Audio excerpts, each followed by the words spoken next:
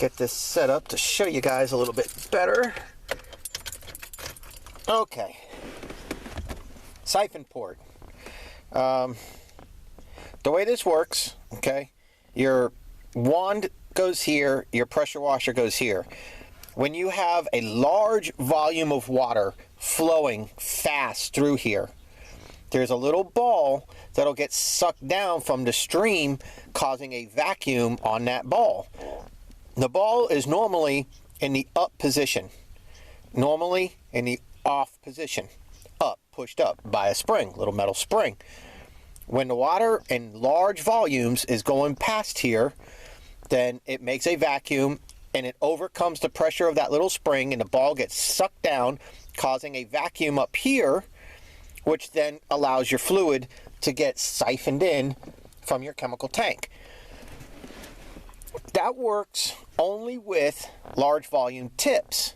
So you have to use your soap injector or chemical injector tips that they sell off the shelf at your stores, you know.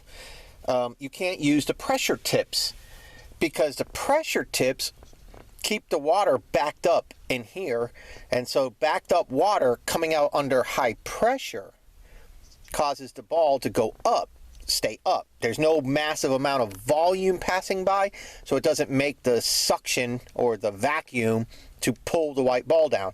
So if you're using a white tip, red tip, yellow tip, green tip, if you're using any of those tips, those are pressure tips, your injection is not going to work, and you're going to go, man, why isn't my shit working? That's why, because you got pressure backed up in here, which is pushing the ball up. Now, if the ball is worn down due to age, due to chemical passing by and wearing the ball down, or whatever, then the ball's not going to seal in the up position. If the ball doesn't seal in the up position, then under pressure, you're going to have a stream of water pissing out of this injection port.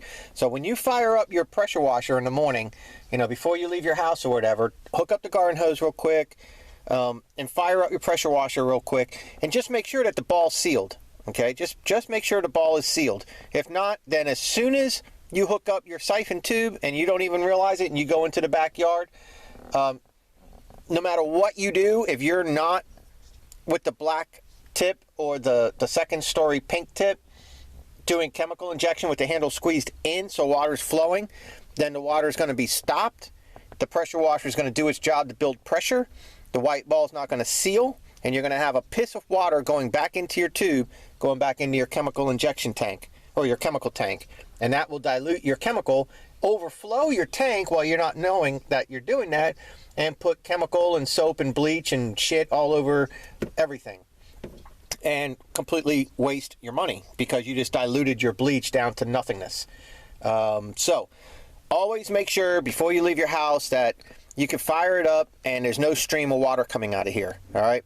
Now the next problem that we have with these things is you got your black tip going, and you open this up and you make sure that, you know, this isn't stuck in the down position. This will come up. There should be a little C-clamp right here that when you screw this up, it pulls this up. I don't know if you heard that click. That's down. That's up. It should pull this up, which opens the flow. It's a little needle, and I'm going to show you that in a minute too. That little needle point closes the flow. So even though if you have this screwed all the way down, even though you might have maximum flow going through here and the white ball's getting pulled down, this ends in a point. Fluid can't get through it, so it's stopping the fluid. Now what'll happen is, if you don't clean this properly, the bleach, for one, is going to destroy that little metal spring really, really fast. And depending on how it wears the spring down, the spring can block the little white ball from going down. And also, corrosion, where the ball meets the brass, corrosion will cause the ball to stick. You can't have anything causing that ball to stick from going down, or it's not going to pull your chemical. So another thing you do, you hook up your garden hose, you fire up your pressure washer, and you watch a stream of water coming out of here with maximum flow. When you open this up, you should feel a suction, and you should hear it, but you should feel a suction on your finger. then you're good. And then let off your wand, and the suction should stop, and you should have no backflow. So those are your checks in the morning before you go out to a job. All right, you want to make sure it's going to siphon or inject or downstream, whatever word you want to use.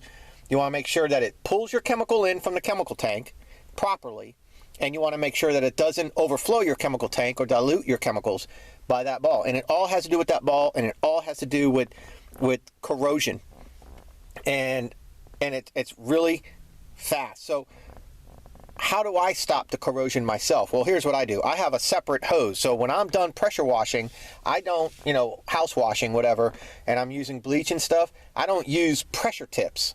I only use the black tip or the pink tip, depending on first floor, second floor, what I got to reach. All right, and I'm going to do a video to show you guys that.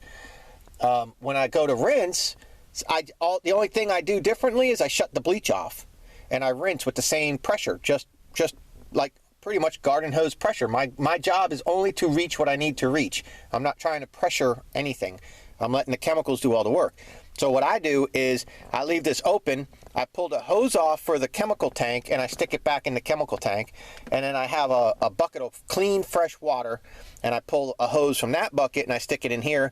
So now as I'm rinsing the house, this is still maximum flow. The white ball gets sucked down, and it's injecting clean water. So now I have straight clean water passing by the white ball, the brass, and the spring. And that's how I clean the chemical off the best I can. So it's diluted to a point of really seriously nothingness, except for what chlorine may be in the water. Then when I'm all done, I take this and I put a couple drops of just regular old motor oil or anything I have, WD-40, whatever, just anything to lubricate and to completely cover the insides of this thing.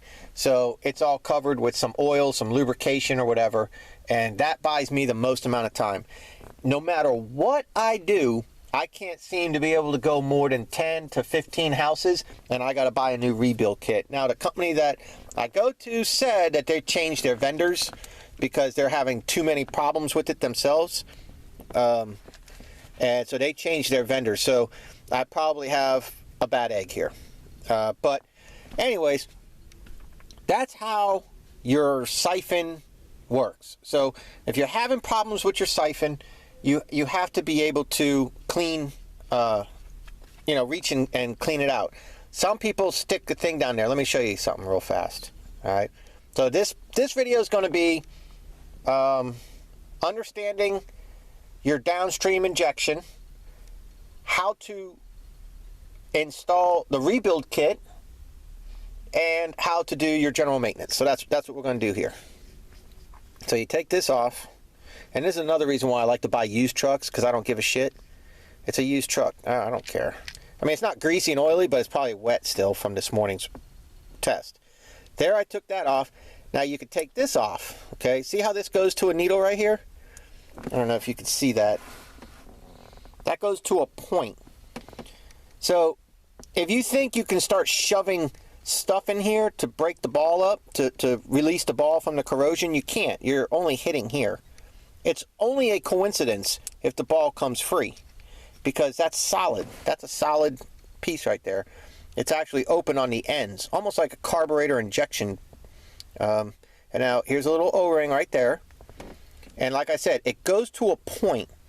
So when this goes to a point in here, it completely seals it off. So nothing's going to get injected in, even though the ball is moving depending on the flow of your stuff. There's that point I was talking about. There's that little O-ring we need to replace, only because it came as a part of the kit. Now, inside here is a white ball and a spring, all right?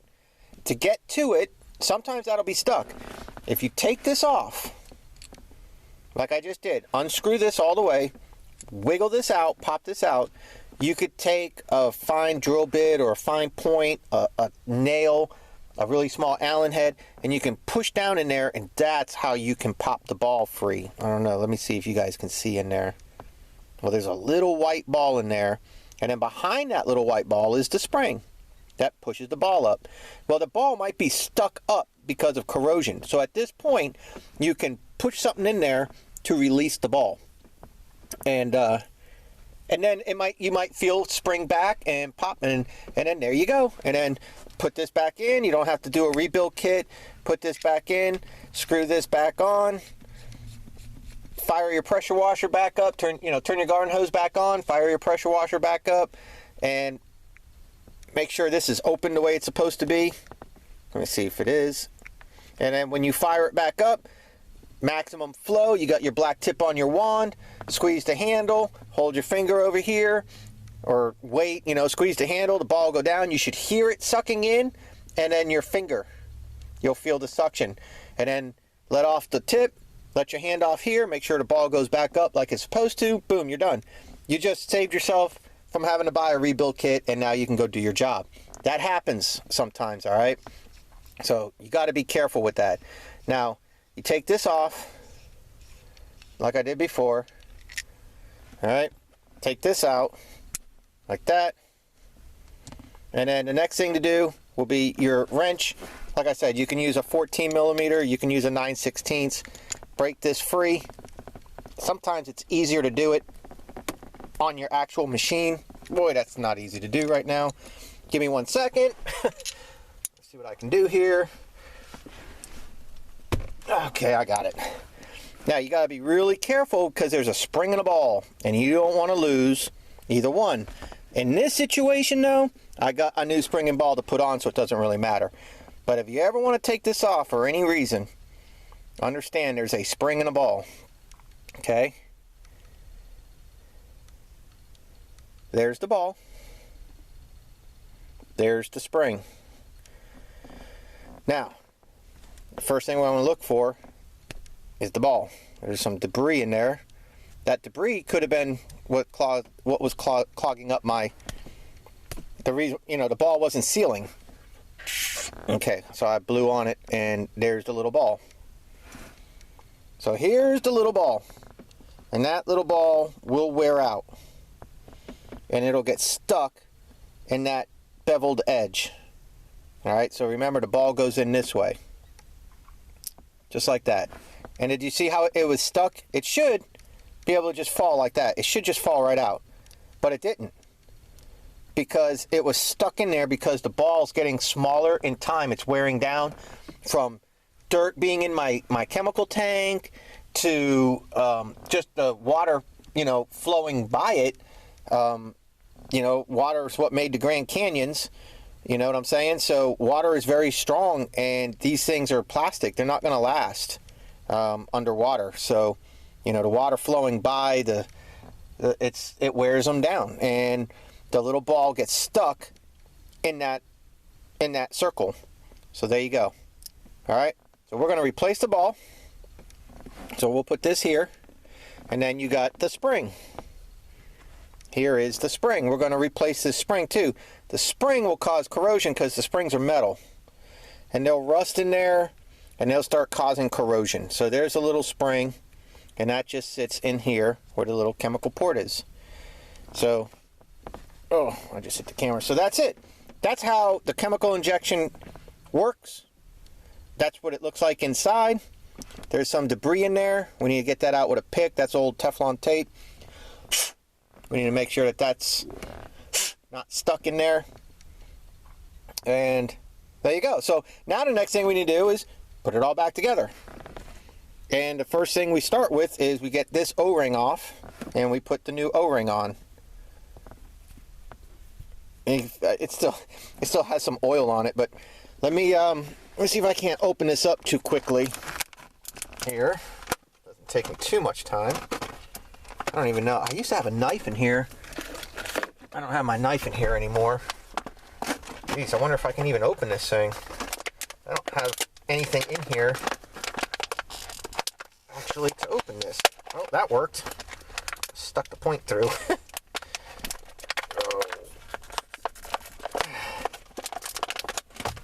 There we go.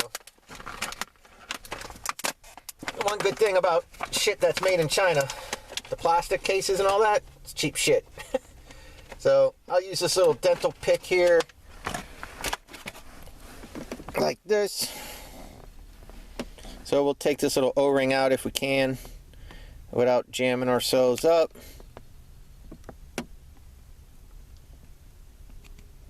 There we go. Let me go back at it this way. I don't have my glasses on. I'm probably going to go through my friggin' finger with this. There we go. Oh, there's the O-ring. The O-ring is kind of small compared to the new one. Let's do a comparison real quick here. Hold on a second.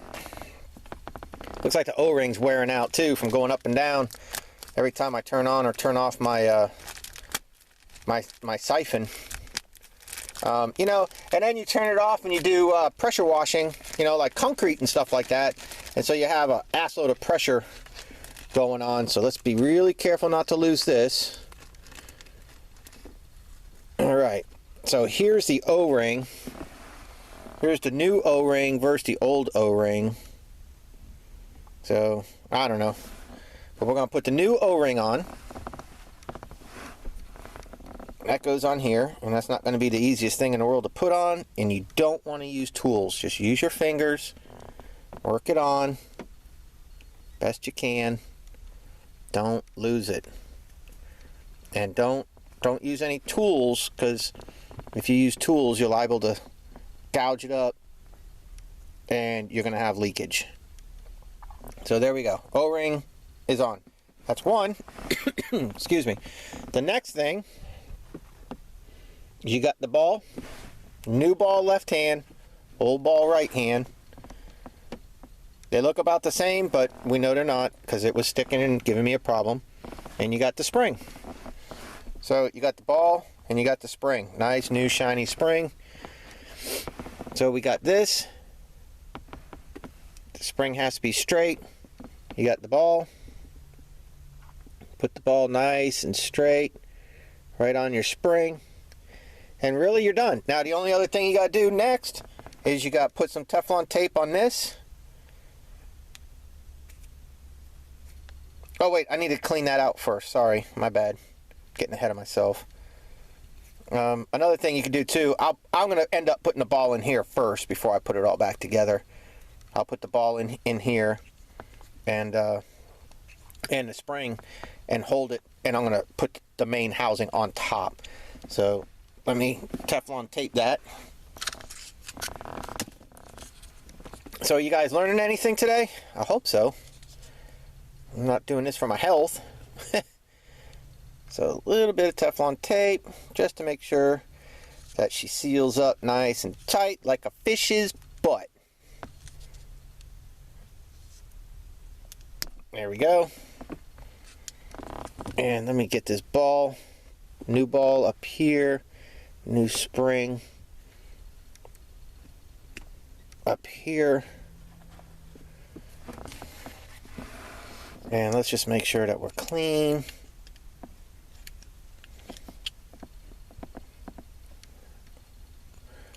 How are we looking here?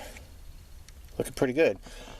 So we're going to take this part here. We're going to drop the ball in first. And the ball should be loose. Hear that? Ball's nice and loose in there. And then we're going to take the spring, put it right on top of the ball. Then we're going to take our housing and very carefully put it back together.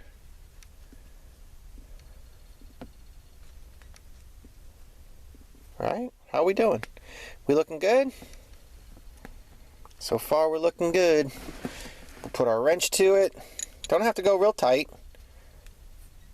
Just nice and snug. Alright, now, how do we know that everything went together nice and easy? Because remember I said you use something to push the ball down to release it so it'll be free. So just very carefully push the ball. And I got nice spring back. And I'm not pushing hard. I don't want to gouge the ball. Just very little pressure. I got really nice spring back. You see the tool moving? There you go. That's it. We got nice spring back. So the spring's in good position. We got the new O-ring. We got the ball. So then we have this here. We put this in. Nice and tight fit. There we go. and then you got this.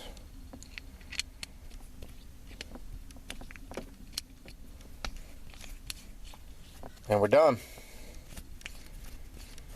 Tighten it all the way down. That would be closed. No fluid will go down the injector. And then if you had the C-clamp here like you're supposed to, you start turning it up. This part contacts the C-clamp, pulls that little tube up, which is about that far, and there you go. It just opened. See? Closed. Open. And that's it. You're done. You just rebuilt your Downstream injector. You can buy these new for like, shoot, I don't know, but you can get the rebuild kit for, like I said, 10 bucks. So I know a lot of people, a lot of pressure wash companies, they'll buy these rebuild kits 10, 20 at a time. You know, I mean, they're just, give me $100, you know, give me 10 kits. Here's $100, and they have 10 kits, and that'll last them, you know, a whole season or whatever. If you were to buy the injector, just this injector part right here that's adjustable like this, you're looking at, shit, it's like 30-something, 33 bucks or something like that at my local place. And then if you want your ends on it, you're like 50-something bucks. It's like 50 bucks to buy a new one of these. And then they have ones that are made out of stainless steel, but they're not adjustable. And I don't like it. I keep it with me as an emergency backup, but I don't like it because it's not adjustable. It draws so much freaking chemical in, it'll piss through 11 gallons of bleach on one 2-story house.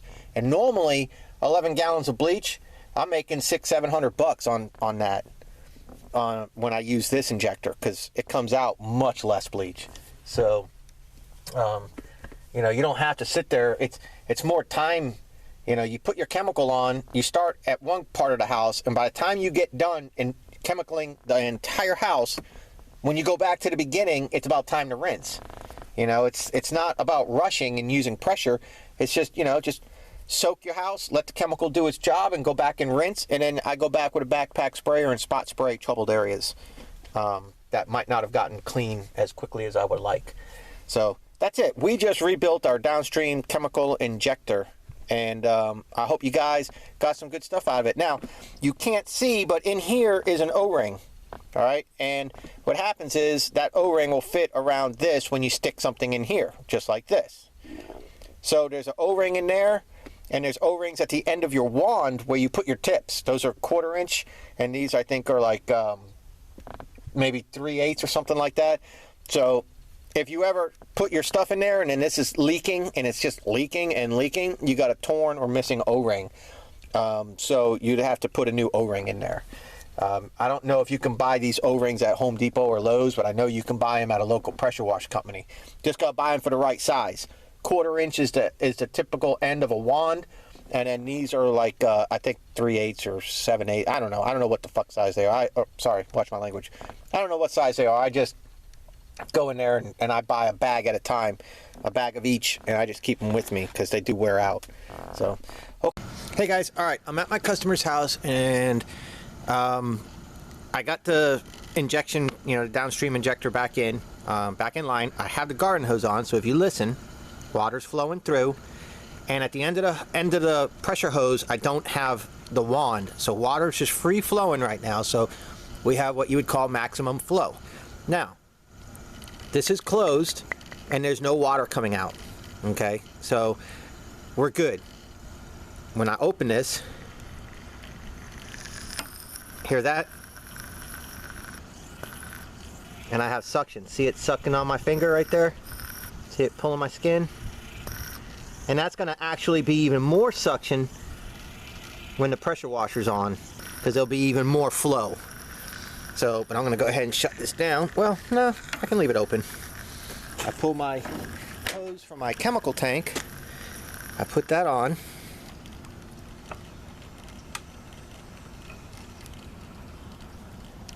Make sure that's up, and there it goes. So I now have chemical going through 150 feet of hose. So I need to hurry up and get down there and put my wand on so I'm not wasting chemical.